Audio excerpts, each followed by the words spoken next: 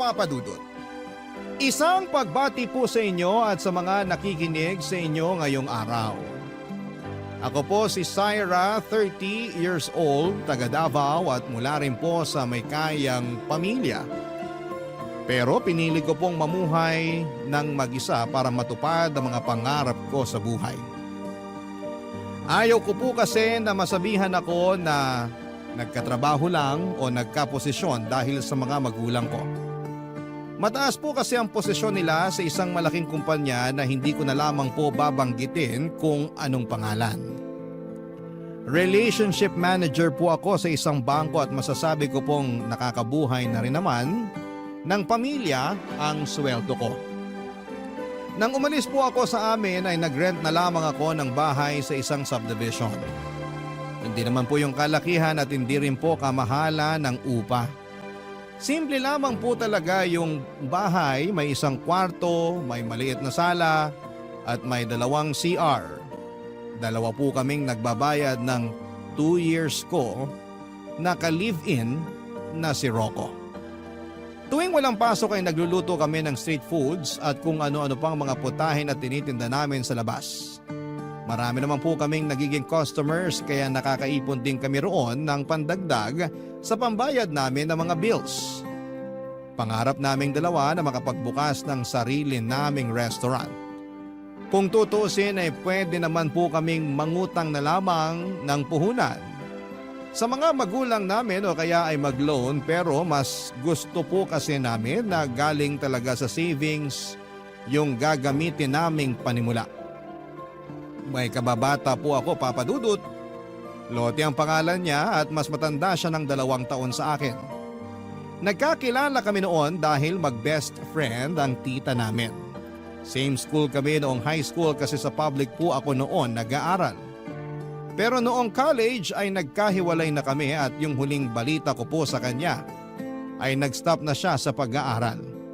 Last year lang po nang mag-chat siya sa akin para magpaalam kung pwedeng makituloy muna siya habang naghahanap ng trabaho dito sa Davao City. Pumayag naman po ako dahil hindi naman daw po siya magtatagal. Pero sa katagalan ay medyo nagkaproblema na rin kami ni Lottie.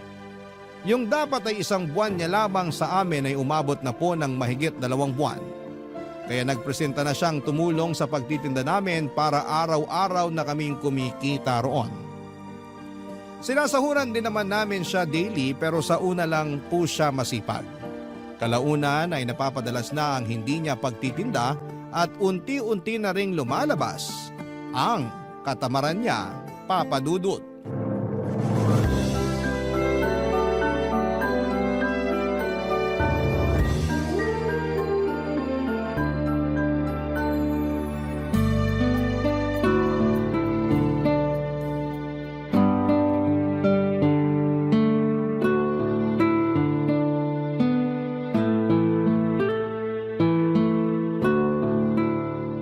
Lottie, hindi ka ba magtitinda ngayon? Hindi na muna. Bakit naman sayang yung benta kung hindi ka magtitinda ngayon? Saka na-prepare ko na kagabi yung ibang lulutuin. Baka masira yung mga yun. Ang sakit kasi ng katawan ko, tsaka antok na antok pa ako eh. Bakit ba kasi nag-prepare ka kagad ng lulutuin? Hindi mo man lang ako tinanong. Hindi na ako nagtanong kasi Monday to Friday ka naman talaga nagtitinda, di ba? Saka paano ka kikita ng pera kung ganyan laging dinadahilan mo? Ganyan din sinabi mo nung nakaraang araw na hindi ka nakapagtinda. Ano ba kasing ginagawa mo kagabi at puyat na puyat ka? Ano kasi, may kachat akong afam. Dahil doon kaya ka napuyat? Bakit? Bawal na ba ako makipag-chat? Ay, wala namang kaso sa akin kung nakikipag-chat ka sa kung sinong gusto mo o kahit anong oras ka pa matulog. Ang sa akin lang naman, may business tayo. Okay lang sana kung hindi ka nagsabi sa amin na ikaw na lang munang magtitinda kasi hindi ka naman namin uobligahing magtinda. Kaya naman namin gawin yun tuwing weekend. Ikaw naman? Masyado kang dedicated sa maliit yung business? Malaki naman ang sinasahod nyo ni Rocco. Kahit malaki yung sinasahod namin, kailangan pa rin namin ng extra income para sa pangarap naming restaurant. Alam mo naman yun, di ba? Malaki-laki rin kasing kinikita sa pagtitinda sa labas. Lalo na ngayon na marami nang nakakaalam na may pwesto tayo at nagugustuhan na nila yung mga paninda natin. Napapagod na rin kasi ako eh. Hindi ko kaya yung gigisingin ng maaga tapos maghapon magbabantay sa labas. Nakakaantok tsaka nakakainip din kaya yun. Kung ayaw mong magtinda, ano palang trabaho yung gusto mo? Gusto ko na maghanap ng ibang trabaho. O sige, kung ayaw mo nang magtinda, kami na lang ulit ni Rocco tuwing weekend. Asikasuhin mo na yung pag-a-apply mo. May nahanap ka na ba? Wala pa nga eh. Maghahanap pa lang. Sana naman makahanap ka na this time. Ikaw naman, parang pinapaalis mo na ako niyan eh. Hindi kita pinapaalis. Para sa sarili mo rin yun. Mahirap kapag nasa ganyang edad ka na tapos wala ka pang sariling pera. Hindi ka laging may mauutangan. Okay naman ako nung may trabaho pa ako. Inalat lang talaga kaya ganito na naman yung nangyari sa akin. Sabi mo kasi nung dumating ka rito may papasukan ka na tapos bigla kang nag-back out. Kaya nga kami nag-offer na ikaw na lang yung magtinda para kumita ka kahit nandito ka lang. Okay rin naman yung pagtitinda pero kasi nakakapagod talaga. Girl, wala namang trabaho na hindi nakakapagod. Kahit nga utak at kamay lang yung gumagana maghapon, nakakapagod pa rin eh. Ano palang gusto mo? Maging tambay ka na lang forever? Real talk lang ha. Hindi kasi pera yung lalapit sa'yo. Kailangan mong kitain yun. Sorry naman. Pero alam ko naman yun eh. Ang hirap lang talaga maghanap ng trabaho ngayon. Mahirap kasi hindi ka naman naghahanap. Ang ganda na nga ng trabaho mo last time, di ba? Pero sabi mo, nagsawa ka. Hindi pwede yung gano'n na kapag nagsawa ka na sa trabaho mo, aalis ka na. Bukod sa masisira ka sa employer mo, nakakahiya rin kasi pinaasa mo lang sila na tatagal ka pero hindi naman pala. Kung makapagsalita ka naman dyan, parang boss na rin kita. Sa true lang tayo, Loti. Kung sa iba pa yan, baka mas malala pa yung marinig mo. Papadudot hindi nagpatalo si Loti sa usapan namin, Papadudot ng araw na yon. Marami pa siyang isinagot para depensahan ang katamaran niya. Hindi ko po yun nagustuhan at napansin na rin ni Rocco ang pagiging tamad niya at yung pagiging attitude niya sa akin. Kaya sinabihan na niya akong paalisin na roon si Loti. Ang kaso ay naaawa rin naman ako dahil wala pa siyang matutuluyan. Ilang araw mula nang huminto sa pagtitinda si Loti ay nagchat sa akin ang tita niya na best friend ng tita ko. Kinukumusta siya dahil nalaman daw nitong sa akin siya nakikitira. Doon ko po nalaman na tita pala niya ang naging amo niya sa huli niyang trabaho. Nagtry daw siyang mamasukang kasambahay. Ang problema, 1 linggo pa lang siya roon ay nagpaalam na siyang aalis dahil hindi raw kaya yung pagod sa dami ng gawain. Sinabihan ako ng tita niya na huwag siyang konsentihin para matutong tumayo sa sarili niyang mga paa. Sinabi ko naman na bala ko na rin talagang paalisin si Loti. Pinagbigyan ko lang ng mga 1 buwan para makahanap ng trabaho. Pero gaya ng una, hindi yun nangyari. Bukod sa tambay siya ay naging problema ko na rin ang pakikialam niya sa mga personal kong gamit, Papadudot.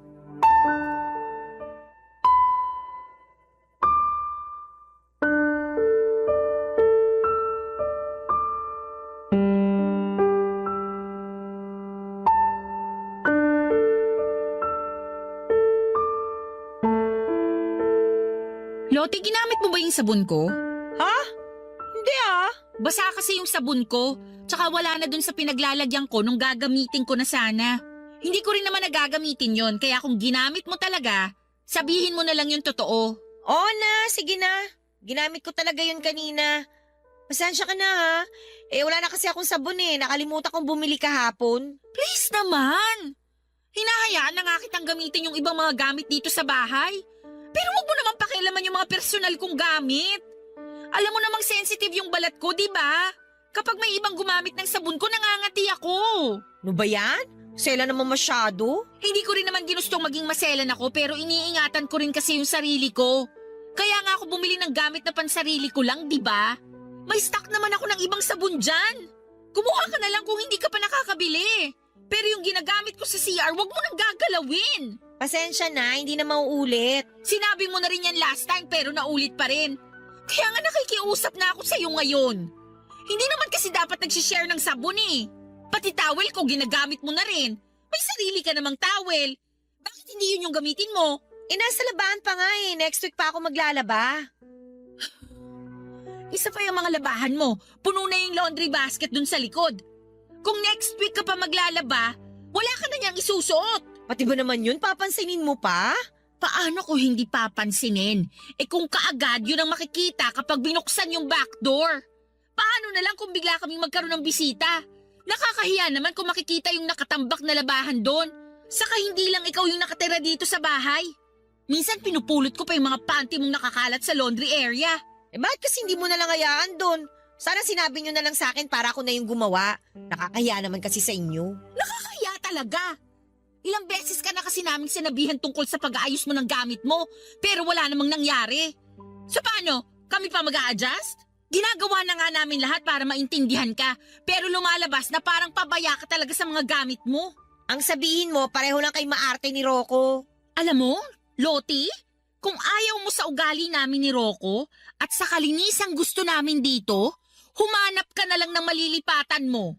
At least, kapag may sarili ka ng tinutuluyan, wala nang makikialam sa'yo. Wala pa nga akong pera, di ba? Hintayin mo lang na magkatrabaho ako. Aalis na rin ako dito. Tsaka babayaran ko rin yung pagtira ko dito. Kahit pa konti-konti, para wala kayong masabi. Hindi mo naman kailangang bayaran yun. Kahit nga sana hindi ka pa lumipat, okay lang eh. Basta makisama ka lang ng maayos. Sinusubukan ko naman eh. Pero lahat na lang ng gawin ko, may nasasabi kayo. Para sa ikabubuti mo rin naman yun. Kasi paano kung sa ibang bahay ka napunta, tapos gawin mo rin yung mga ginagawa mo rito? Baka mas malala pa yung marinig mo sa kanila.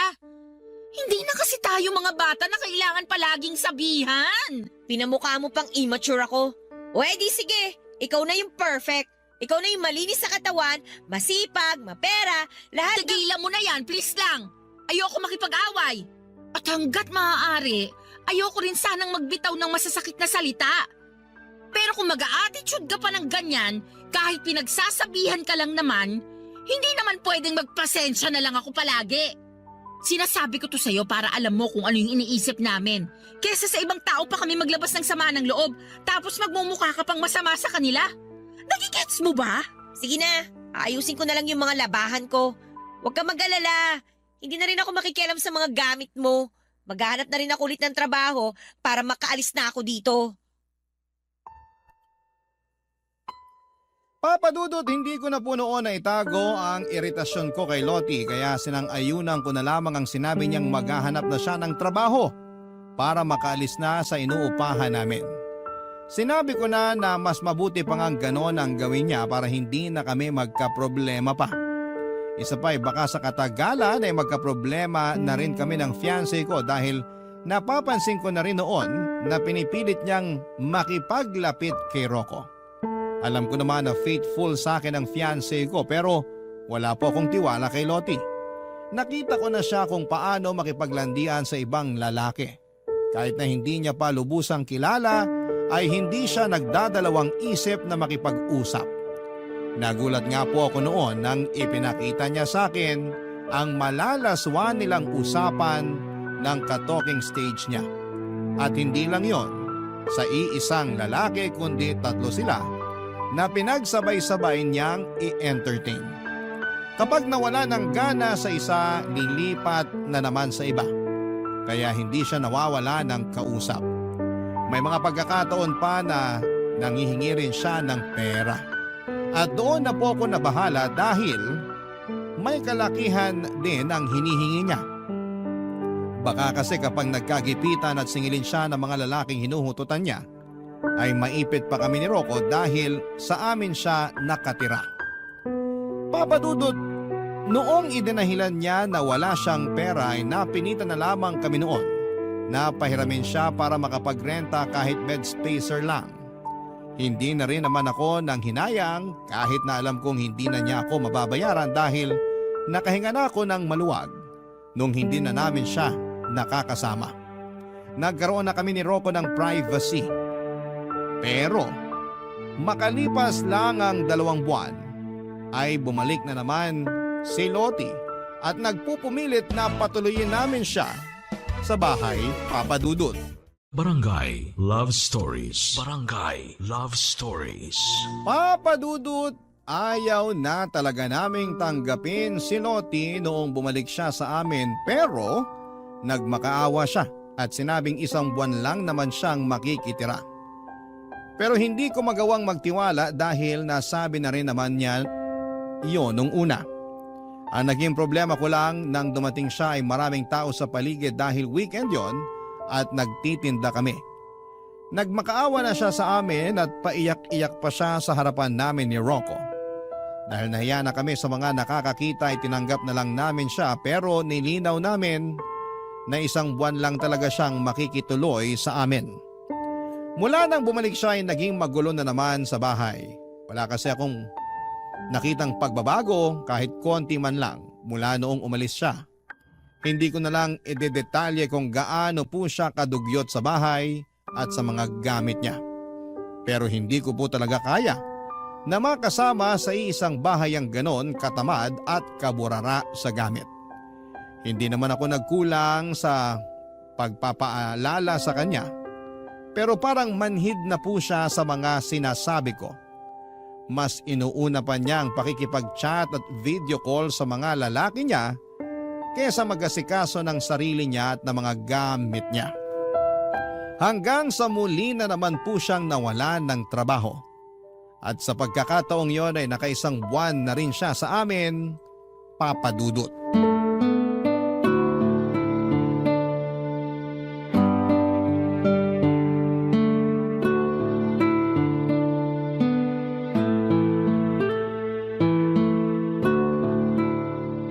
Ang sarap mo talaga magluto, Bes.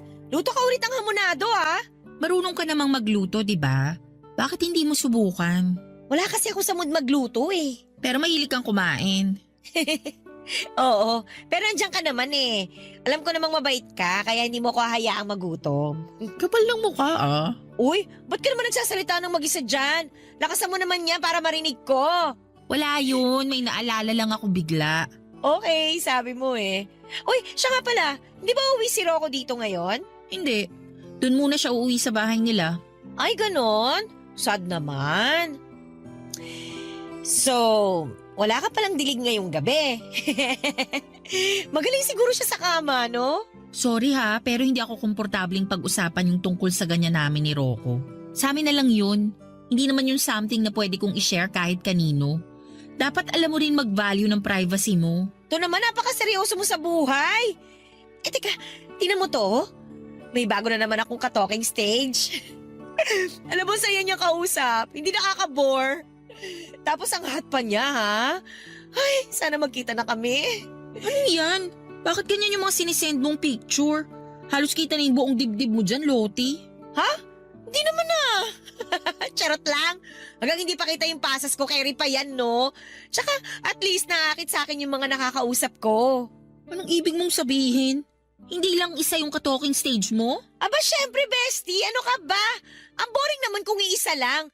Para namang hindi mo alam na marami akong lalaki. Seryoso? Paano mo kinakayang makipag-usap sa kanilang lahat? Ano yun? Lahat sila pinapaasa mo na magiging boyfriend mo? Dami mo naman tanong. Given ang pinapaasa ko lang sila. Pero aware naman sila, no? Alam naman nilang naglalaro lang kami.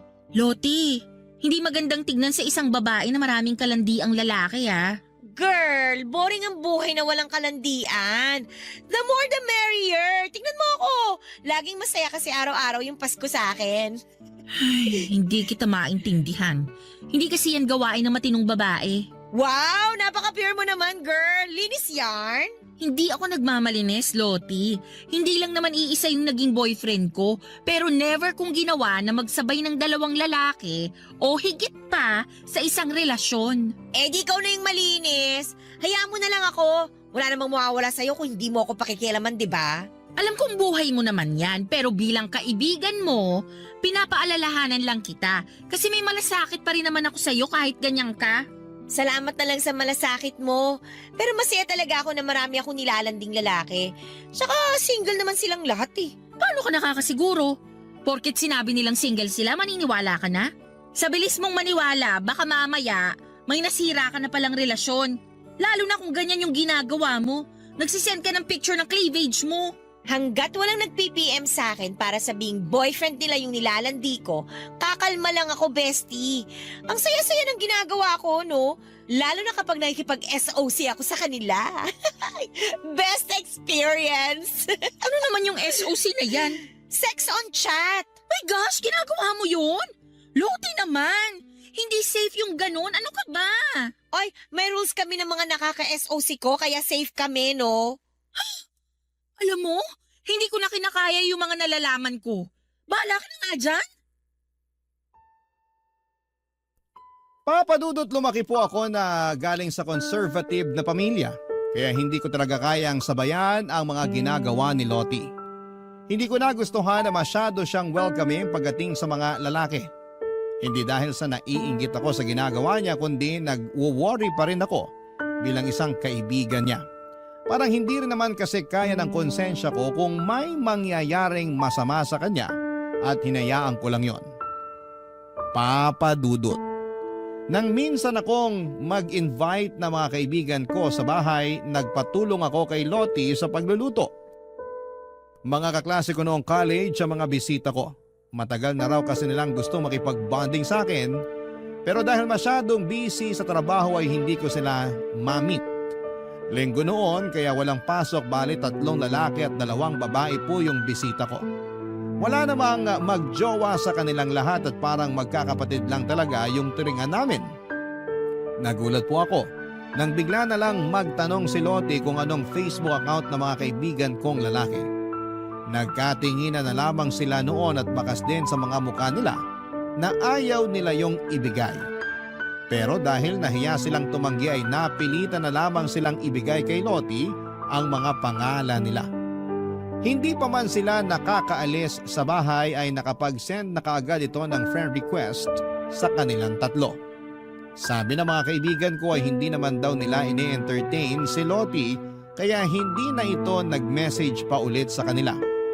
Pero matapos yon, papadudot ay sinabi sa akin ni Lottie na snub daw pala ang mga friends ko. Lihim na lang akong natawa noon. Hindi naman kasi uubra sa lahat ng lalaki ang paglalandi niya. At isa sa mga lalaking yon ang boyfriend ko na sinubukan na rin niyang landiin, papadudot.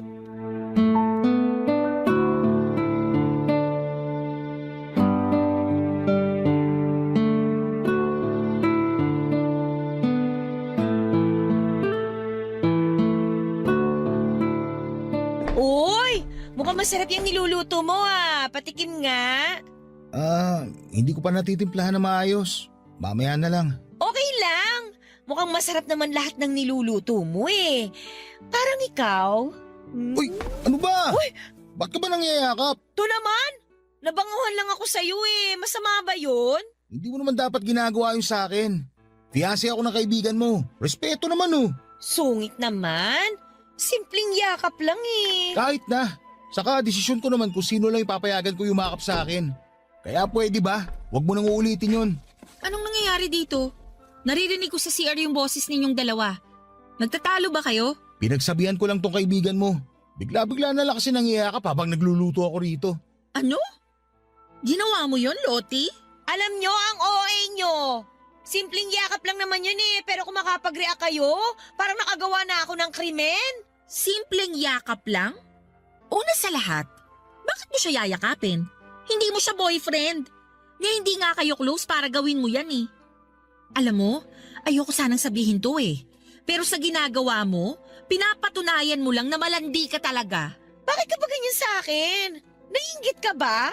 Bakit naman ako maiingit sa pagiging malandi mo? Tama na yan. Huwag na kayo mag-away. Hindi naman ako yung nagsimula Pagsabihan mo yung girlfriend mo, masyado malisyosa. Malisyosa? Fiancé ko nga mismo ang nagsabi na niyakap mo siya. Hindi siya magrereklamo kung hindi siya nailang sa ginawa mo. Ang sabihin mo, gumagawa ka lang ng dahilan para magalit sa akin. Ramdam ko naman inis na inis ka na. Alam mo naman siguro kung bakit, di ba?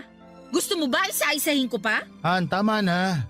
Paalisin na lang natin to si Lottie. Ano? Paalisin niyo ako ng dahil lang doon? Ang bababaw niyo naman! Hindi ka babawan yon. Kasi punong-puno na kami sa'yo. Saka wag kang kumilos na parang ikaw ang nagbabayad ng renta dito. Ang tagal mo nang nakikitira sa amin. Second chance mo na to.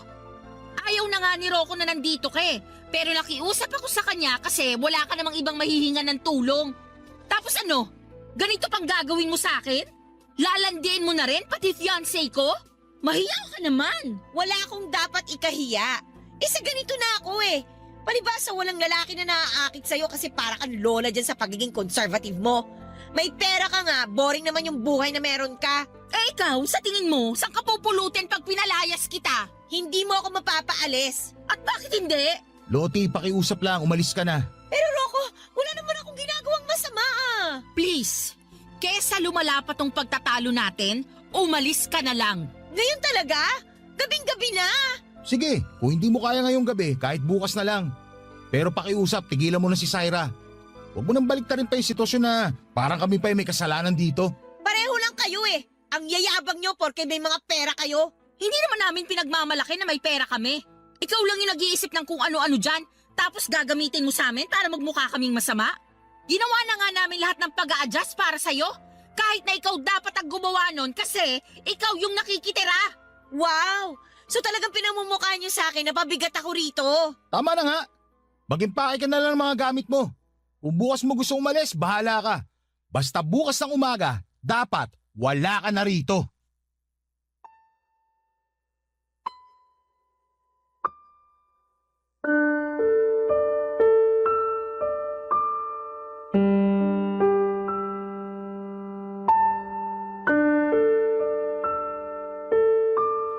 Papadudot mula ng palayasin namin si Lottie ay hindi na siya tumigil sa pagpaparinig niya sa social media. Nagsishare siya ng mga patama para sa akin. Galit din siya kay Rocco pero mas galit siya sa akin. Kaya niya ginawa yon. Friends kami sa Facebook kaya nakikita ko lahat ng mga post niya. Hanggang sa sinadya niya na i-hide yung iba niyang post na minimension mismo ang pangalan ko. May mga mutual friend naman ako na nagmamalasakit at sinesend sa akin ng screenshot ng mga post niya. Hindi ko yon pinansin noong una hanggang sa itag niya na ako sa isang long post na patungkol na talaga sa akin. Nakasaad pa roon kung gaano kasama ang ugali ko at ang pagpapalayas ko sa kanya papadudot. Hindi niya binanggit si Rocco, lahat ng yon ay para lang sa akin. Dahil doon ay marami ang nag-message sa akin at nagtanong kung totoo ang mga sinabi ni Lottie sa post niya. At para naman i-address ang issue ay gumawa pa ako ng isang post para sagutin lahat ng mga tinatanong ng mga nakakakilala sa akin. Sinabi ko po ang totoong nangyari at pwedeng hindi ko na po idinitalye. Matapos yon ay blinak ko na si Lottie sa Facebook papadudot at hindi ko na po siya kinumpronta dahil alam kong hindi rin naman siya magpapatalo. Sa aming dalawa papadudot siya yung mas maraming masasabi na masasamang salita. Kahit marami pa rin ang nagtatanong sa akin ay mas pinili ko na lamang na manahimik at ipagpatuloy ang buhay namin sa kabila ng mga ginawa ni Lottie. Hindi naman kami ang talo roon dahil ginawa lang namin ang alam naming tama para sa problemang yon papadudot. Barangay Love Stories. Barangay Love Stories.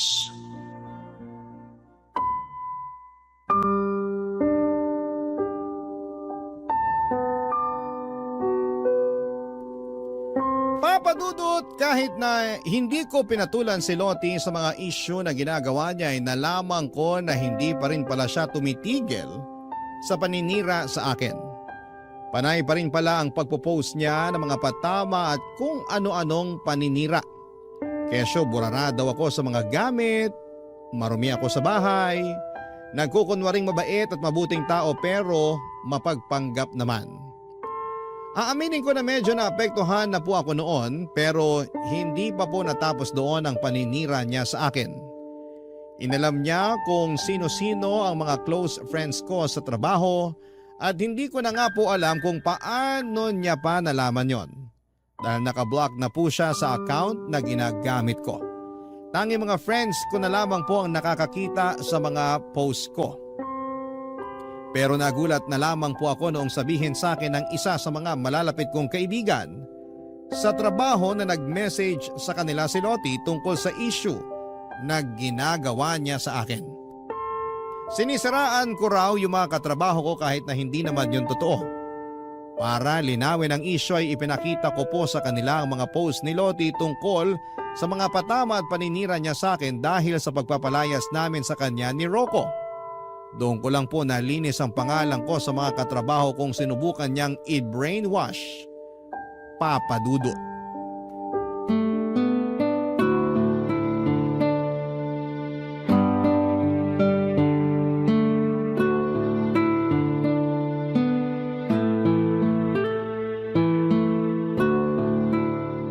Ang sarap naman ng beefsteak mo, Han. Gumagaling ka na talaga sa pagluluto, ha? Siyempre naman. Kailangan ko na masanay sa pagluluto. Kasi kapag ipinagbubuntis mo na yung first baby natin, hindi ko hayaang mapagod ka rito. Wow, ang sweet naman ng mapapangasawa ko. Ikaw rin naman. Ay, sarap sa pakiramdam kapag tayong dalawa lang yung nandito, no? Iniisip mo na naman ba yung ginawa ni Lottie? Hindi naman madaling kalimutan yun. Lalo na hindi pa rin siya tumitigil sa paninira sa'yo. Pwede mo nga siya kasuhan sa ginawa niyang paninira sa'yo sa mga katrabaho mo eh. May ebidensya ka naman. Ayoko na ng guluhan. Saka sa tingin ko talaga parang may mental health problem siya. Kaya hayaan na lang natin siya. Baka mas lalo pa siyang lumala kapag pinatulan natin ang pinatulan. Hindi mo dapat hinahayaang abusuhin yung pagiging mabait mo. Mamimihasa yun. Baka nga hanggang ngayon, hindi pa rin tumitigil si Lottie hanggat hindi kanya nakikitang umiiyak na parang isang talunan. Baka sa susunod, mas malala pa yung gawin niya sa'yo. Hindi naman siguro. Sino yun? Halos gibain na yung gate ah. Halika, tingnan natin. Syra! Syra, lumabas ka dyan! Ay, sabi ko na eh. Hindi pa talaga tapos si Lottie sa panggugulo sa'yo. Lumabas ka, Syra! Kailangan ng babaeng to. Ano na naman ba to, Lottie? Bakit ka nag-iiskandalo rito? Gabi na nagpapahinga na yung mga kapitbahay namin. Wala akong pakialam! Papasok ako! Tumabi ka dyan! Aray! Syra, okay ka lang? Makatula ka naman. Ayaw mo kasing tumabi eh! Sabi ng papasok ako! Hindi ka na pwedeng pumasok dito. Trespassing ka. Sa tingin mo may pakialam ako? Nandito ako kasi inis na ako sa'yo! Ano ba kasalanan sa'yo ni Syra? Kung tutusin nga, siya ay mas may karapatang mainis o magalit sa'yo dahil sa mga paninirang ginawa mo sa kanya. Pasalamat ka, hindi kanya pinatulan. Huwag ka nga nakikisawsaw dito! Feeling gwapo ka naman dyan! Kasali ako rito. Pumasok ka sa bakur ng bahay na inupahan namin. Kaya bakit hindi ako makikisawsaw? Umalis ka na nga! Han, hayaan mo na nga muna kaming mag-usap. Kapag sinaktan niya ako, tumawag ka ng tanod. Tanod? Ha! Ako lang to, pero tatawag na kayo ng tanod? Ang hihinaan nyo naman? Bakit ka ba kasi nandito? Hindi pa ba obvious? Nandito ako para guluhin ka. Hindi mo ako pinapansin sa Facebook eh. Nasasayang lang yung oras ko sa kapo-post. Pero hindi ka man lang tinatablan. Manhid ka na ba o sadyang makapal talaga yung mukha mo kaya dinededma mo lang ako? Sa ating dalawa, ikaw yung makapalang muka. Anong karapatan mo na siraan ako? Wala akong ginawang masama sa'yo. Ginawa ko na nga lahat para tulungan ka pero abusada ka. Sa tingin mo may tutulong pa sa'yo kung ganyan yung ugali mo? Kung ayaw mo akong tulungan, pwes, dadagdagan ko na lang yung problema mo sa buhay. Uy! Lottie, ano ba? Busag na Parang busag! tanga! Tigilan mo yung mga halaman ko! Bakit ko naman gagawin yon? Alam ko mahalaga sa'yo itong mga halaman mo. Mahal to, di ba? Lalo na itong mga paso na to. Kaya mas maganda kung sisirain nating lahat. Lottie, pwede ba? Tumigil ka na! Ayoko! Kung hindi ka titigil! Ano, ha? Ano? Anong gagawin mo sa akin? Ha? Kaya mo ako? Oh! Kayang-kaya ko tong gawin sa'yo! Oh, loko! Siguro naman ngayon, nahimasmasang ka na! Papa Dudut, kahit nasampal ko noon si Lottie ay hindi pa rin siya tumigil sa panggugulo niya. Gumanti siya sa akin, sinampal niya rin ako at sinabunutan pa. Nagsabunutan kaming dalawa, Papa Dudut, at sa galit ko ay hindi ko talaga binitawan ang buhok niya at pilit na isinubsob ang mukha niya sa mga halamang kong kumalat na dahil sa pagwawala niya. Sa pagpasok pa lang kasi ng gate ay bubungad na kagad ang mga inaalagaan kong halaman. Kaya yon ang pinagdiskitehan niya. Nang mapaghiwalay kami ni Rocco ay saka ko lang napansin ang mahahabang kalmot niya sa braso ko. Dumating ang mga tanod na tinawagan ni Rocco noong gabing yun. Dinala si Lottie sa barangay kasama kami ng fiancé ko. Papadudot nagkaroon kami noon ng kasunduan sa barangay na hinding-hindi na pupunta sa inuupahan namin si Lottie. At kapag bumalik pa siya roon para guluhin kami ay kakasuhan namin siya ni Rocco. Isinama rin namin sa kasunduan na titigilan na rin niya ang pagpaparinig at paninira sa akin sa social media. Babayaran niya rin ang mga nasirang paso at halaman na binili ko pa noong kalilipat pa lamang namin. May kamahalan pa naman po ang mga yon kaya hindi talaga ako pumayag na hindi siya magbabayad. Para na rin po bigyan siya ng leksyon sa ginawa niya. Mula nang mag-usap kami sa barangay ni isang sorry ay wala kaming natanggap mula sa kanya.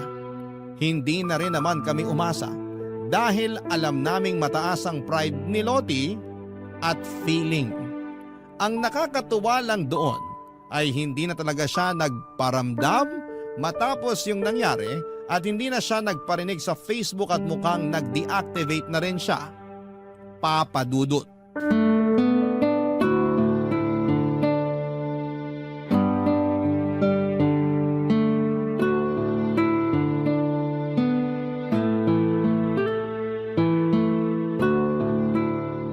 Han, nag-o-open ka pa ba ng Facebook account mo? Hindi na masyado. Ba't mo natanong? Wala naman akong gagawin online. Mas gusto ko pang lumabas kaysa magbabad sa gadget. Tsaka wala naman dun yung buhay ko, no?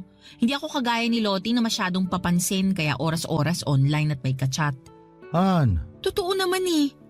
Kahit walang makain basta may kalandian, okay lang. Inilaan niya na yata yung buong buhay niya kaka-Facebook. alam kong naiinis ka pa sa kanya hanggang ngayon. Pero hindi rin naman maganda kung magsasalita pa tayo na masama tungkol sa kanya. Hindi ba pwedeng maglabas muna ng inis o galit sa kanya? Nandun ka naman eh. Alam na alam mo yung pinagdaanan ko dahil sa kanya. Pinili kong hindi siya patulan pero tignan mo naman yung nangyari. Kahit anong iwas yung gawin ko, inilalapit niya pa rin sa akin yung gulo. Tapos ngayong naiinis ako sa kanya, parang nagmumukha pa akong masama. Gusto ko lang namang ilabas to. Okay, sorry. Di mo naman kailangan mag-sorry. Siya may kasalanan sa akin. Sa ating dalawa. Ay, naiinis pa rin kasi ako. Siguro hanggat hindi gumagaling tong kalmot niya sa braso ko, hindi ako makaka-move on. Kung pwede nga lang pabayaran pati yung mga nalagas kong buhok, gagawin ko para mahirapan siya sa paghahanap ng ibabayad niya. Nakabuti rin naman sa kanya yung ginawa mo. Naobliga na talaga siya maghanap ng trabaho para mabayaran kanya sa panahong ibinigay mo. Sana nga talaga magpakatino na siya para may tagalan din siyang trabaho. Hindi ba siya natatakot na sa ganung edad niya, wala pa rin siyang ipon? Paano kung magkasakit siya o may masamang mangyari sa kanya? Wala siyang mahuhugot kasi mas inuuna niya yung mga walang kwentang bagay. Kaya sana matuto na siya. Hindi lahat ng tao kaya magpasensya sa ugali niya, no? Ay, kahit naman ako, hindi ko talaga siya gusto.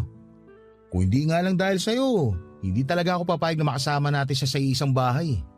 Unang kita ko pa lang sa kanya, alam ko nang pasasakitin niya yung ulo mo. Hindi na ba siya nagpaparinig sa'yo sa Facebook? Hindi na. Kung ganun, baka natauhan na rin siya sa mga ginawa niya. Ay, hayaan na natin siya. Kung nagawa mo magpatuloy sa buhay nang hindi nagpapaapekto sa kanya noon, alam kong magagawa mo ulit yun. Tama ka. Magagawa ko ulit yun. Pero dapat, hindi na natin siya pag-usapan. Okay, yun lang pala eh. Kahit forever pa natin gawin yun. Nga palahan, parang gusto ko na ulit mag-travel. Kahit dito lang sa Pinas. Pwede naman. Pero ang tanong, may free time ka ba? Mas masaya sana kung at least 1 week yung pahinga natin. Marami na tayong pwedeng puntahan nun. Pwede naman ako mag-leave. Sure ka na gusto mo talaga? Actually, gustong gusto. Para makahinga naman tayo sa mga nangyari. Kung ganon, magandang idea yan. Saan mo ba gusto? Sa Batanes. Sige, sa Batanes tayo. Pero sagot ko na muna yon, okay? 50-50. Han, Nagbibiro lang ako. Oo na, ikaw na yung gagastos. Pero sa susunod, 50-50 na talaga ha. hindi naman kita sisingilin eh. Ikaw talaga. Kahit mag-break tayo, Walang breakup na mangyayari. Kasal meron. hindi na rin kasi tayo pwedeng maghiwalay. Kasi engaged na tayo. Kasi, feeling ko, magkaka-baby na tayo. Papa Dudut, sobrang saya ni Rocco nang sabihin ko yon sa kanya. Matagal na kasi niya na gustong magka-baby kami kaya pinupush na rin niya yung kasal naming dalawa. Kaya ako naman po nasabi yon ay dahil hindi naman po talaga nade-delay ang period ko. At para nga makasigurado ay nag-PT ako at nagpa-check up na rin para makasigurado. Pagkatapos noon ay nakumpirma namin na buntis na nga ako sa first baby namin ni Rocco.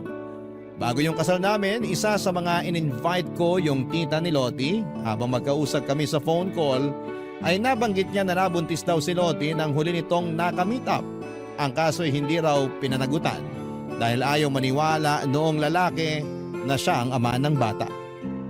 Kaya naman walang choice si Lottie kundi ang lumapit sa tita niya.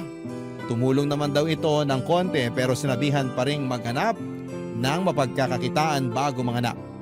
At hindi ko na nga po akalain, Papa Dudut, na lalapit ulit siya sa akin para manghiram ng pera. Pero dahil nga sa gulong ginawa niya at sa pananakit niya sa akin ay hindi na ako nagpadala sa awa. May iba pa naman siyang kamag-anak at kung tutuusin ay kaya pa siyang tulungan ng mga yon kung magpapakatinulang sana siya. Matapos ko siyang tanggihan ay wala na ulit akong naging balita pa sa kanya. Kahit hanggang sa may kasal kami ni Rocco. Sa ngayon, Papa Dudut, ay may sarili na akong pamilya. Sa awa ng Diyos, kahit minsan ay hindi naman kami nagkaroon ng problema sa pinansyal.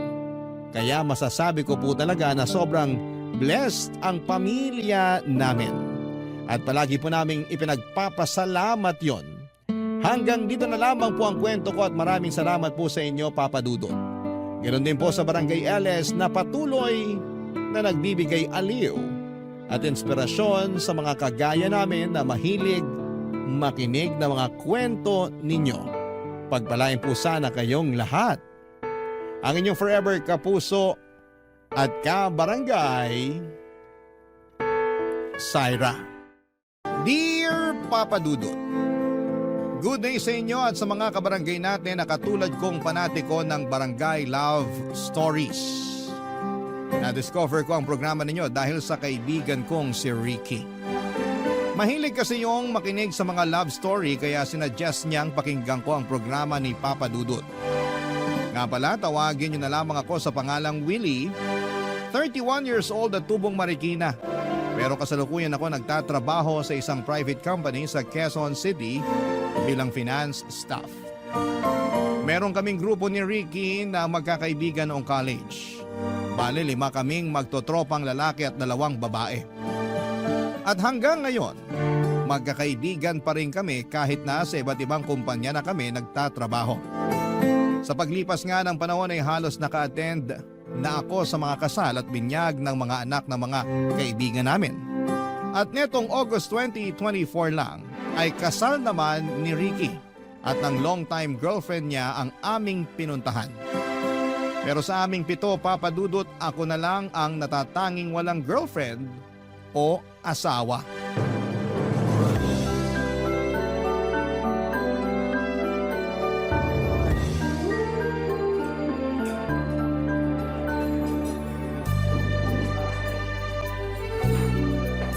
Gutom ka na ba?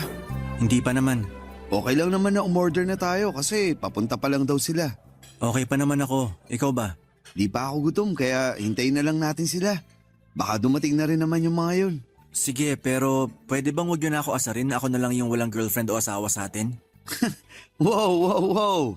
Sino nang aasar sa'yo? Nagtanong ka pa talaga. Ikaw nga yung pasimuno ng pang-aasar. Sorry na tol. Huwag ka na magalit sa akin. Hindi naman ako galit, inis lang. Alam ko naman na wala pa akong girlfriend. Hindi nyo na yung kailangan ipamukha sa akin ng paulit-ulit. Oh, kalma. Paanong kakalma? Nakakarindi na. Concerned lang naman kami sa'yo. Siyempre, masarap pa rin yung may karelasyon. Ayos lang ako. Hindi ko kailangan nun. Sinabi mo na yan few years ago. Baka nakakalimutan mong 31 ka na. Lalagpas ka na sa kalendaryo pero wala ka pa rin pinakikilalang bebot sa amin. Sabihin mo nga, wala ka ba talagang nililigawan? Wala. Kahit dun sa trabaho mo, wala ka nagugustuhan? Wala nga. Ayoko magkaroon ng relasyon na katrabaho ko. Bakit? Bawal ba? Hindi. Prinsipyo ko lang. Nako, pag na-in love ka, walang binatbat yung prinsipyo mo. Kahit ano pang sabihin mo, hindi ko ilalagay sarili ko sa alanganing sitwasyon. Mas mahal ko kaya peace of mind ko. Kaya kung ako sa'yo, tigilan mo na pagsasabi sa akin na maghanap na ako ng liligawan para magka-girlfriend na. Kau naman, wag mo naman masamain. Sabi ko nga, concerned lang naman kami sa'yo. Hindi ka ba naiinggit sa amin? May kanya-kanya na kaming asawa at partner. Hindi ako naiinggit dahil masaya naman ako sa buhay ko kasama ang parents ko. Hindi habang buhay kasama natin parents natin.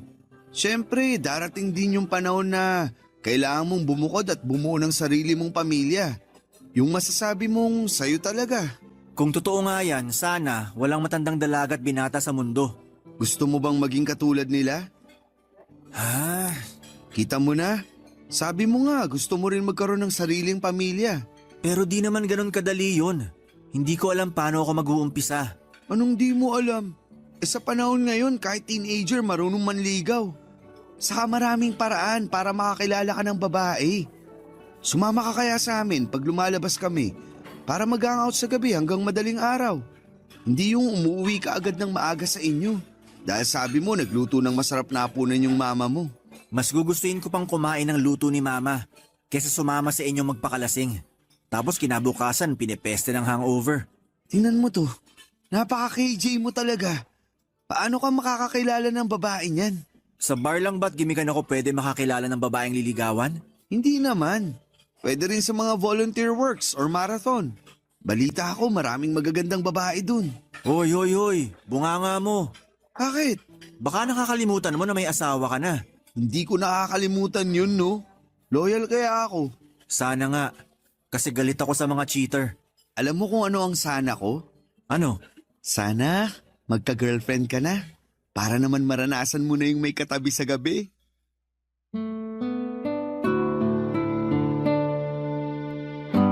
Papadudot, maloko talaga si Ricky pero tinuturing ko na siyang parang kapatid. At aminin ko na may punto rin naman ang mga sinabi niya. Sa totoo lang ay may pagkatorpe akong lalaki. Ewan ko ba pero sa tuwing magdidesisyon na akong ligawan ng isang babae ay parang aso na nababahagang bundot ko. Marami akong the one that got away o yung tinatawag nilang totga. May tsansang sinayang at opportunity na nawala. May mga nagustuhan din naman akong babae lalo na sa pinagtatrabahuhan ko pero ibang-iba kasi talaga ang personality ko pagdating doon.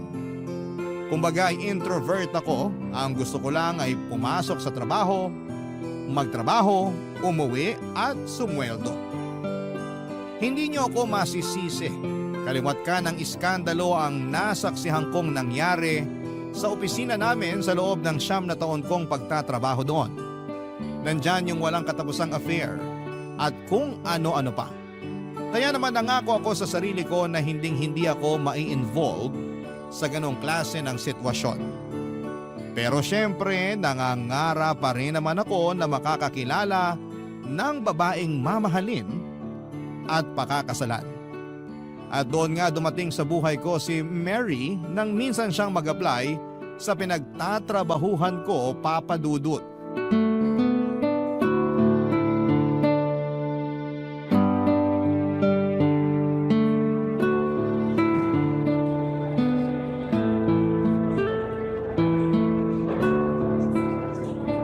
Hi! Pwede ba ako makishare sa table and chair mo? Yeah, oo naman. Teka, uurong lang ako. Thanks! Ayan, may space na. Pwede ka na maupo. Thank you uli!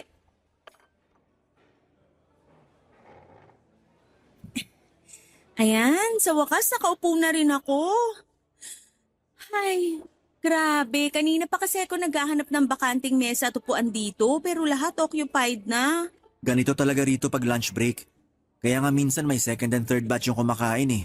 Hindi naman kasi pwede mag-lunch sa mesa mo sa office dahil working table raw yon. Ganon? Ang baduy naman. Kung gusto pala nila ng ganong policy, sana nilaki-lakihan nila tong kantin nyo. Hindi naman ganito sa dati kong pinagtatrabahuhan. Pwede kang kumain sa mesa mo basta lilinisin mo lang bago ka magsimula ng trabaho uli. Talaga? Ang cool naman. Sinabi mo pa. Kung pwede lang yun dito, hindi na ako makikipagsiksikan dito sa kantin. Nakakatamad din kayang tumayo sa upuan mo para pumunta rito at kumain pag lunch break.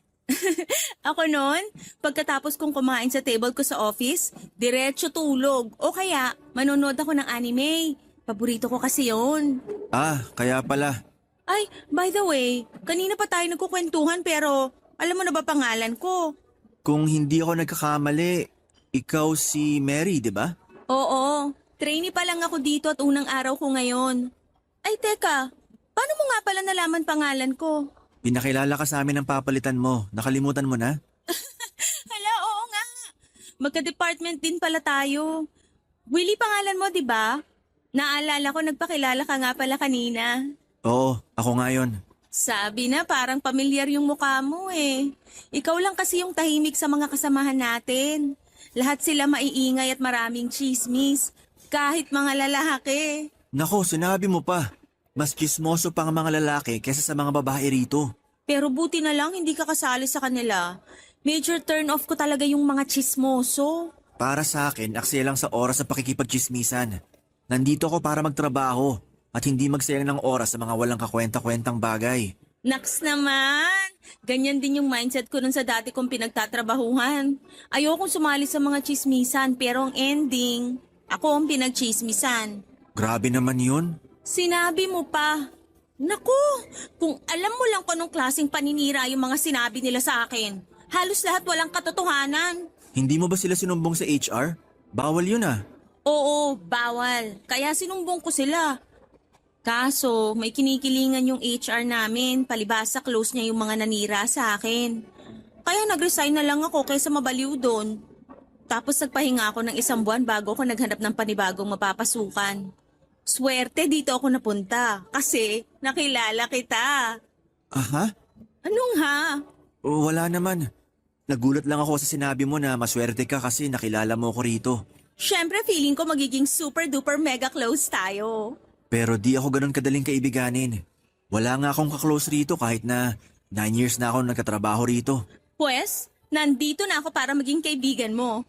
Don't worry, mabait naman ako at hindi nangangagat. Papadudot, napakaganda ni Mary. Mukha siyang artista na napanood ko sa isang international film. Bukod doon ay masaya pa siyang kausap at talaga namang nakakaaliw. Madali niya rin akong napapatawa sa mga hirit niyang corny sa pandinig ko noong una. Pero nakita ko na lamang ang sarili ko na nag-e-enjoy kabanding siya. Simula ng araw na yon ay lagi na akong masaya na pumapasok sa opisina dahil alam ko na masisilayan ko si Mary.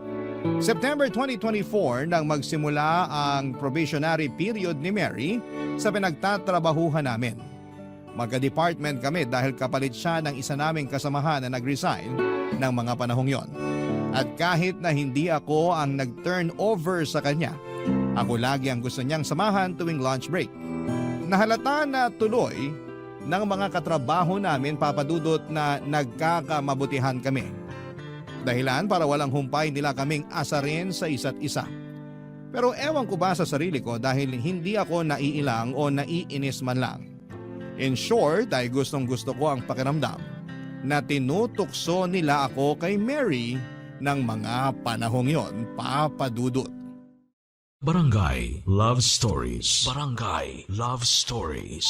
Papadudot, totoo pala ang kasabihan na baka kainin mo ang salita mo. Dahil yon ang eksaktong nangyari sa akin. May pasabi-sabi pa ako na ayokong ma-involve sa love story ng mga tao sa opisina namin. Negatibo kasi lahat yon sa akin at sakit lang sa ulo, ngunit nakalimutan ko na meron din namang mga successful love story. May nagkakatuluyan, nagkakaibigan at sa huli ay nagpapakasal pa nga. Kahit ako, na tahi-tahimik lang, ay hindi mapigilang mapasa ng all sa isipan. Sa pagpapatuloy ng pagiging close namin ni Mary ay hindi na nga tumigil ang mga katrabaho namin sa panunukso sa amin, papadudot. Pero wala namang kaming reklamo pareho dahil ramdam ko ng mga panahon na yon na gusto rin ako ni Mary. Isang gabi bago kami mag-out sa trabaho, nag-confess ako kay Mary na gusto ko siyang ligawan. Gulat na gulat siya nang sabihin ko yon, pero pagkalipas ng ilang sandali ay lumapad na ang kanyang ngiti. Pumayag si Mary na magpaligaw sa akin matapos naming katapatang gusto namin ang isa't isa.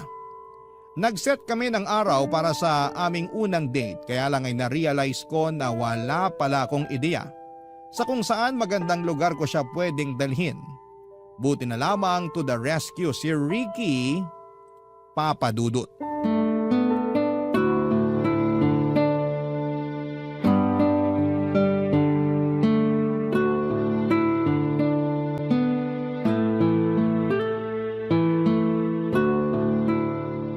Buti naman naligaw ka rito sa bahay namin. Siyempre, miss ko na luto ni tita eh. Kahit kailan mukha ka talagang pagkain. Oo naman, food is life, ika nga. Pero thank you, kasi pumunta ka. Welcome. Sakto, di ako ganun ka-busy. Saka alam ko kailangan mo tulong ko. Makakailangan ka naman? Yan kaya sabi mo sa text mo sa akin, kailangan. Gusto mo basahin ko? Teka, nasa na ba yung cellphone ko? Wag na, ikaw naman. Aminin mo na kasi na kailangan mo ng expertise ko sa mga bagay na tungkol sa paghanap ng magandang date spot. Oo na, kailangan ko na. Yan, dali lang naman aminin. Sige na, tulungan mo na ako. Saan ko ba pwedeng dalhin si Mary para sa una naming date? Marami naman magagandang restaurant around Metro. Lalo na dun sa Tomas Morato. Lagi kami nagde-date dun ni Mrs. Kaso gusto ni Mary yung may mga overlooking. Pangarap daw niya makapunta sa mataas na lugar. Overlooking at mataas na lugar ba ka mo? Kung gusto mo ng malapit-lapit, pwede sa Rizal. Sa Antipolo, overlooking doon. Sa Tanay at Teresa din. Meron din mga overlooking na kapehan sa Angono. Ikaw na lang mamili. Pero gusto ni Mary yung malamig. Malamig? Alam ko na. Pumunta kaya kayo sa Tagaytay. Perfect spot yun para sa mga gusto ni Mary. Malayo yun, di ba? Oo, pero sulit naman punta nyo. Doon ko dinala misis ko nung unang date namin. Kaya nga nagtagal kami at eto, kasal na. Sige, mukhang magandang choice nga yung Tagaytay. Tumpak!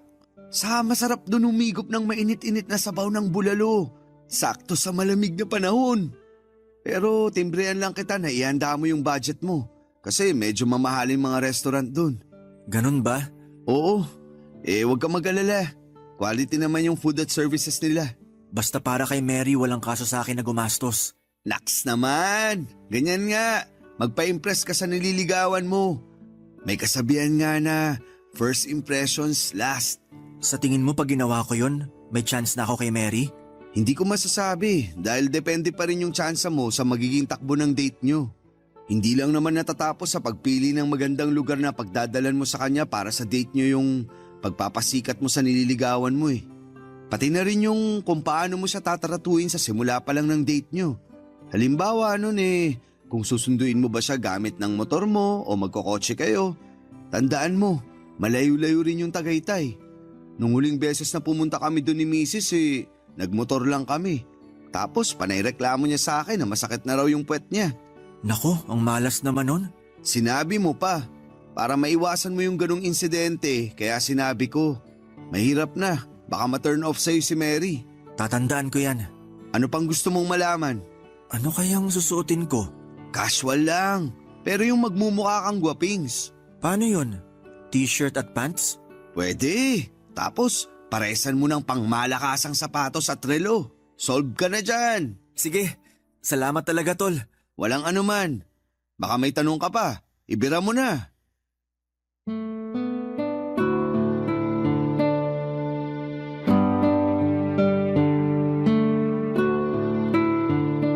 Papadudot dahil tiwala ako sa pagiging expert ni Ricky sa relasyon ay sinunod ko ang payo niyang dalhin sa Tagaytay si Mary para sa aming unang date. Medyo may kamahalan ng restaurant na pinili ko pero pinag-ipunan ko na lamang yon. Advance kong inalamang menu para ma-check ang presyo ng mga pagkain at nagpa-reserve na rin ako. May motor naman ako pero ayokong mapagod si Mary kaya naisipan ko na mag-rent ng kotse. Sumapit ang araw ng date namin, walang kaalam-alam si Mary kung saan ko siya dadalhin. Sinabi ko na lamang na magtiwala siya sa akin at yun nga ang eksaktong ginawa niya. Kaya nasorpresa talaga siya nang dumating kami sa restaurant sa Tagaytay kung saan kami nag-date, Papa Dudut. Sinabi niya sa akin na first time pa lamang niyang makapunta doon at makakain sa mamahaling restaurant. Kaya naman masaya ako dahil nadala ko siya doon, Papa Dudut. Hanggang sa pag-uwi namin ay hindi maalis ang ngiti sa nabi ni Mary. Kaya kahit lumagpas sa budget ang nagastos ko, ay wala naman akong pagsisisi. Pera lamang yon. Pwede ko pa namang kitain sa susunod. Totoo nga na nakadagdag pogi points kapag sa magandang lugar mo dinala ang isang babae para sa una ninyong date. Pagkatapos kasi noon ay mas naging close pa kami ni Mary. Yung closeness na parang tumama ako sa jackpot dahil mas naging clingy siya sa akin. Pero syempre, alam ko pa rin naman ang limitasyon ko dahil hindi pa rin naman kami opisyal na magkarelasyon. Isang araw, di nakapasok sa opisina si Mary kaya tinawagan niya ako at sinabing masama ang pakiramdam niya na kagagawa ng kanyang buwanang dalaw. Naaawa naman ako lalo at alam ko ang pakiramdam na yon dahil may mga kapatid din akong babae. Kaya nung sinabi ni Mary na pupuntahan ko siya sa bahay nila, pagkatapos ng trabaho ay hindi na ako nagdalawang isip na umuo. Pero bago ako nakarating sa kanila ay dumaan muna ako sa butika para ibili siya ng gamot at ilang pagkain na paulit-ulit niyang binabanggit na gusto niyang kainin, Papa Dudut.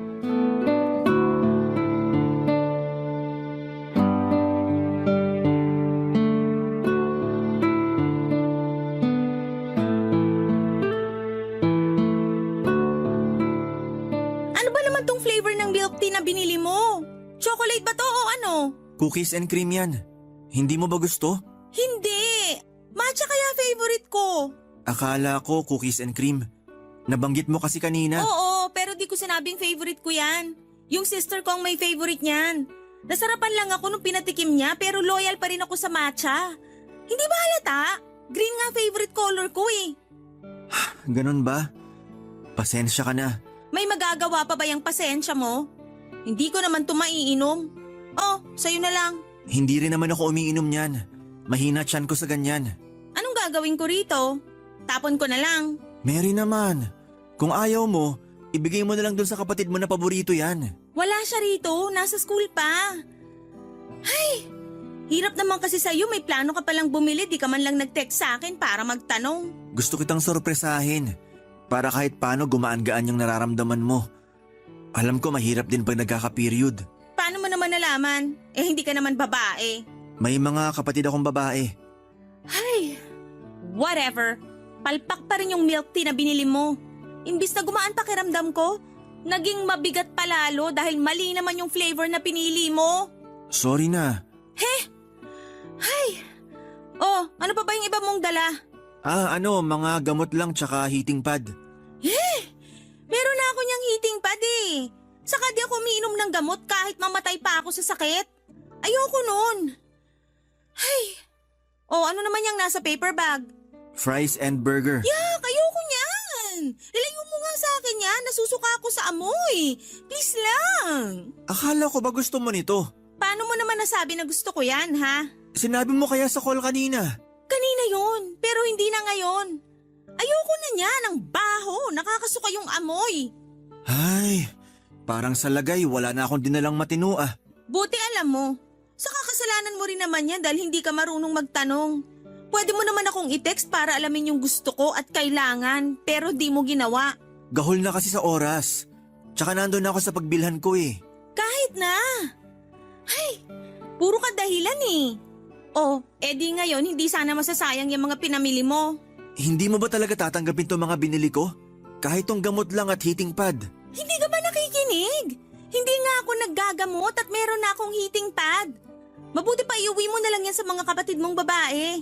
O di kaya ibigay mo sa mga pulubi dyan sa daan. Baka mas kailangan nila.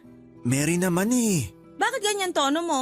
Parang ang laki ng kasalanan ko sa'yo eh. Sinabi ko lang naman feelings ko. Wala naman akong sinabing may kasalanan ka. Ay, hayaan mo na nga. Papa Dudut, yun ang unang beses na nakapunta ako sa nirerentahang apartment nila Mary. Kasama niya doon ang mga magulang niya at 3 nakababatang kapatid. Malit lamang ang tinutuluyan nila pero meron namang hiwalay na kwarto para sa kanya. Kaso'y tambak din ng damit at iba pang mga gamit ang kwarto ni Mary kaya medyo masikip. Claustrophobic pa naman ako kaya bahagya akong hindi nakahinga. Pero natiis ko naman. Kaya lang ay nakadagdag sa bigat ng nararamdaman ko ang pagtatalo namin ni Mary dahil sa maling flavor ng inumin na binili ko para sa kanya. Hindi rin niya nagustuhan yung iba ko pang mga pasalubong. Na-disappoint ako nang hindi niya kinatuwa yung mga gamot at heating pad na nabili ko na pwede niyang gamitin habang may period siya. Sa isip ko ay napaka-ungrateful niya pero buti na lamang dahil nagsorry din naman siya sa akin kinalaunan. Napansin yata niya na frustrated na ako at hindi makahinga ng maayos sa sikip na kwarto niya. Kaya nagkabati rin kami ng gabing yon. Matapos niyang humingi ng peace offering, nabilhan ko rin ng makakain ng magulang at mga kapatid niya, Papa Dudut. Barangay Love Stories. Barangay Love Stories. Papa Dudut, hindi naman ako madamot na tao. Pero habang tumatagal ang panliligaw ko kay Mary ay mas nagiging demanding siya. Kapag nasa opisina kami ay lagi siyang nagpapabili sa akin ng cravings niya katulad na lamang ng mamahaling kape.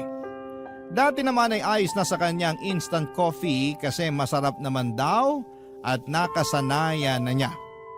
Pero nagbago na raw ang panlasa niya nung isang beses ay binilhan siya ng binurong kape galing sa isang mamahaling coffee shop. Simula noon kapag may isa sa mga kasamahan namin ang nagyayaya na magkape gusto rin niyang magpabili. At ako bilang manliligaw syempre gusto kong magpa-good shot sa nililigawan ko kaya binigay ko lahat ng hinihiling ni Mary. Bukod sa mamahaling kape na inaraw-araw na niya ay nagpabili rin siya sa akin ng damit, makeup kit, bagong cellphone dahil gusto na raw niyang mag-upgrade at iba pang mga gadgets. Hindi ako mayaman pero meron naman akong savings, Papa Dudut. Kaya lang ay nasaid na lang ang ipon ko ng dahil sa pagiging maluho ni Mary. Aminado ako na hindi na ako masaya sa panliligaw sa kanya, Papa Dudut.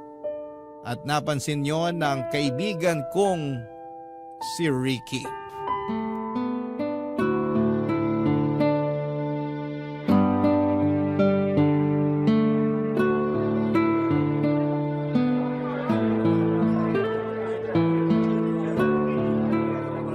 Himala, hindi mo yata ka-date ngayong linggo si Mary. Ikaw nga, di mo kasama asawa mo. May outing sila ng mga kaibigan niya sa La Union. Banding daw kaya hinayaan ko na. Si Mary, may outing din ba? Wala naman. Busy lang.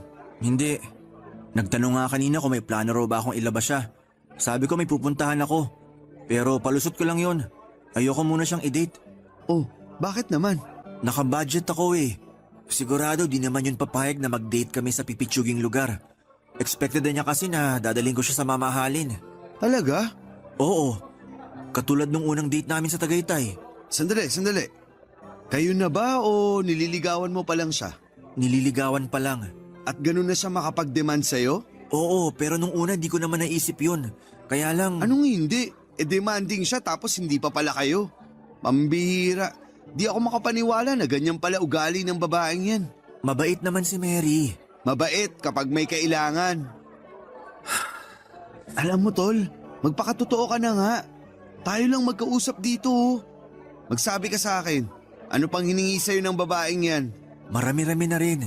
Nagsimula lang naman yun sa mamahaling kape, pagkain, tapos mga damit, sapatos, makeup kit, bagong cellphone at iba pang gadget. Pulubi ba siya? Ricky naman. No offense pero asal pulubi yan eh. Yung nangihingi sa manliligaw, sobrang demanding tapos hindi pa kayo sa lagay na yan ha. Ibig bang sabihin kapag naging kami, ayos lang na maging demanding siya? Hindi pa rin. Kasi di ka naman bangko para laging maglabas ng pera sa tuwing may gusto siyang bilhin. May trabaho naman siya. Bakit di siya gumastos sa sarili niya? Kulang pa raw yung sweldo niya pambayad nila sa renta ng apartment bills at pagkain nila. Doon lang daw madalas napupunta yung kita niya at wala nang natitira sa kanya. Pero hindi excuse yun para gamitin ka na niya. Hindi naman niya ako ginagamit. Nililigawan ko nga siya, di ba? Hindi ganyan yung tamang panliligaw. Matuto kang humindi. Huwag kang maging bigay todo. Saka di ka naman mayaman eh. Paano na lang pag naging kayo? Eh di mamumulubi ka sa kanya. Mahal ko na si Mary. Kaso, nalulungkot ako sa ginagawa niya sa akin. Matanong nga kita, tol. Ano yun? Kumusta yung estado ng panliligaw mo sa kanya? Alam ko, mali na tanungin kung may pag-asa ka ha. Kasi di naman doon nasusukat ang lahat. Pero gusto ko lang malaman. Curious lang ako. Napag-usapan niyo ba kung hanggang kailan ka manliligaw sa kanya? O kung may plano ba siya na sagutin ka?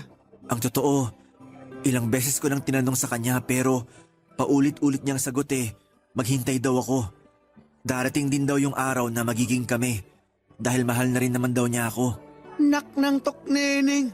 Malabo pa yata sa mga mata kung may grado na 500 yung sagot niya sa'yo eh. Red flag na yan, tol. Distansya na. Paano naging red flag yon? Hindi ba halata? Pinapaasa ka lang yan. Ginagamit ka lang niya dahil may mahihita siya sa'yo. Sa nakikita ko, di ka talaga niya mahal. Kunwari lang siya. Mahal lang niya yung komportableng buhay at mga bagay na naibibigay mo sa kanya. Papa Dudut, tama rin naman si Ricky nang sabihin niyang dapat matuto akong humindi sa mga hirit at pabili ni Mary, lalo na at hindi pa naman kami magkasintahan. At kahit na kami na, dapat alam ko rin ang limitasyon ko sa mga bagay na kaya kong ibigay sa ngalan ng pag-ibig. Pero ayoko naman talagang isipin na ginagamit lamang ako ni Mary para makabili ng mga luho niya, Papa Dudut. Hindi ganon yung pagkakakilala ko sa kanya, kaso'y pinapakita niya ay unti-unti akong naliliwanagan sa tunay niyang pag-uugali. Pero siguro'y wala namang pinanganak na perpekto, Papa Dudut. At dahil nga mahal ko noon si Mary, handa akong makipag-compromise. Dahil napansin ko na madalas ay wala siyang baon ay naisipan kong ipagdala na rin siya ng pananghalian. Tiwala naman ako na magugustuhan niya ang luto ng mama ko kaya pinagbaon ko siya. Nagdala na rin ako ng merienda para hindi siya gutumin pero makaraan lamang ang 3 araw. Nalaman ko na chinichismis niya pala sa mga kaopisina namin na hindi masarap ang luto ng mama ko. Na cheap akong manligaw at hindi raw ako ganong kaseryoso sa kanya. Masama ang loob ko sa kanya pero nang sumunod na araw ko na siya kinumpronta kung kailan magkasama kami sa bahay nila. Sabado kasi noon at pinapunta niya ako sa kanila, Papa Dudut.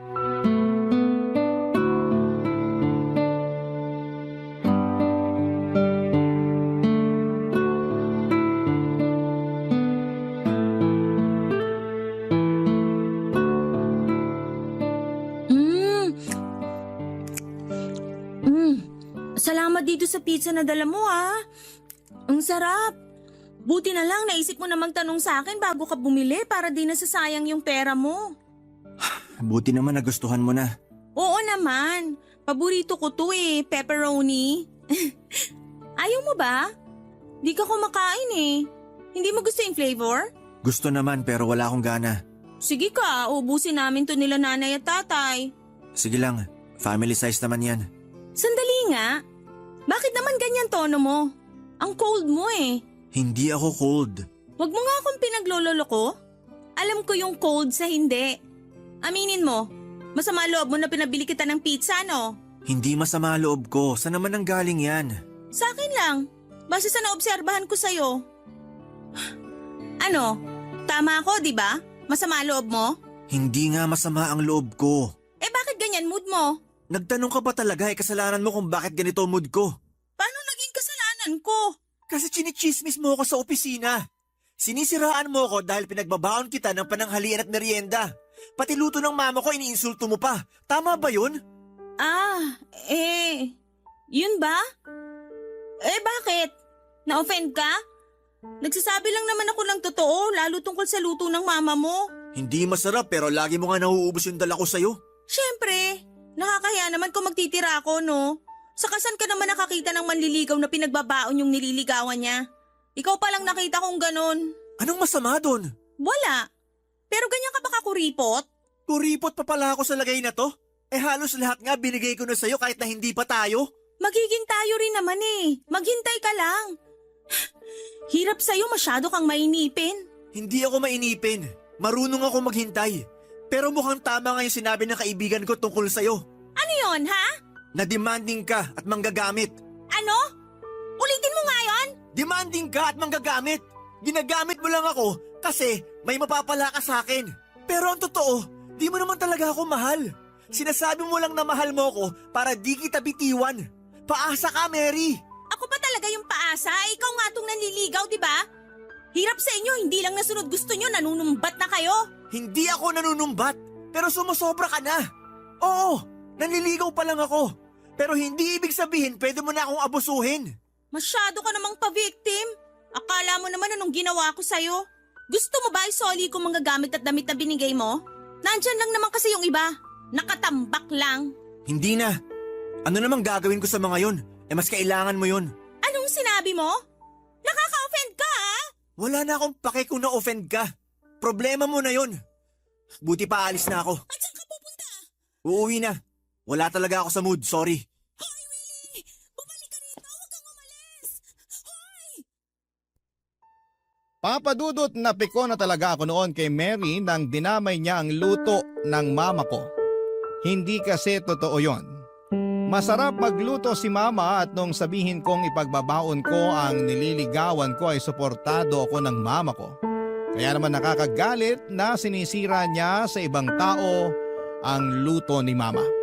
Bukod doon ay nakaka-offend din na tinawag niya akong cheap dahil lang sa gusto kong magtipid. Sa totoo lang, ayoko naman talaga siyang pagsalitaan ng hindi maganda o iwanan ang araw na magkasama kami sa bahay nila. Pero bigla ko na lang naramdaman na hindi ko na kayang maging masaya na kasama siya at nasasakal na ako sa kanyang presensya. Kaya nga pakiramdam ko ay nakahinga ko ng maluwag pagkalabas ko ng bahay nila, Papa Dudut. Hindi pa ako umuwi sa bahay ng araw na yon, sa halip ay dumiretso ko kina Ricky. Inoff ko rin ang phone ko para hindi ako matawagan ni Mary.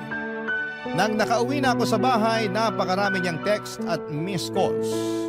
Humingi siya ng sorry sa akin at nangako na babawas-bawasan na niya ang pagiging demanding.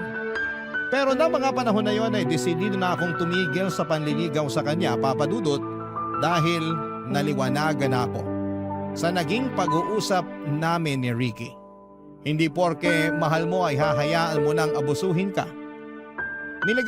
Nililigawan ko pa lamang yon, ha? Paano pa kaya, Papa Dudut, kapag naging kami na? Sa kasalukuyan ay hindi na kami magkatrabaho ni Mary matapos niyang mag-awol. Aminin kong iniisip ko pa rin kung kumusta na siya. Pero may bahagi sa akin na ayaw nang malaman ang kalagayan niya. Oo, minahal ko siya ngunit hanggang doon na lamang yon. Sana sa magiging karelasyon niya ay wag na niyang gawin dito yung bagay na ginawa niya sa akin. Hanggang dito na lamang po ang sulat ko, Papa Dudut, at sana'y mapili po ninyong i-ere sa programa ninyong Barangay Love Stories. God bless in advance sa inyong lahat, no? And ako po ang inyong kapuso at kabarangay forever na palagi nakatutok sa inyo, Willie.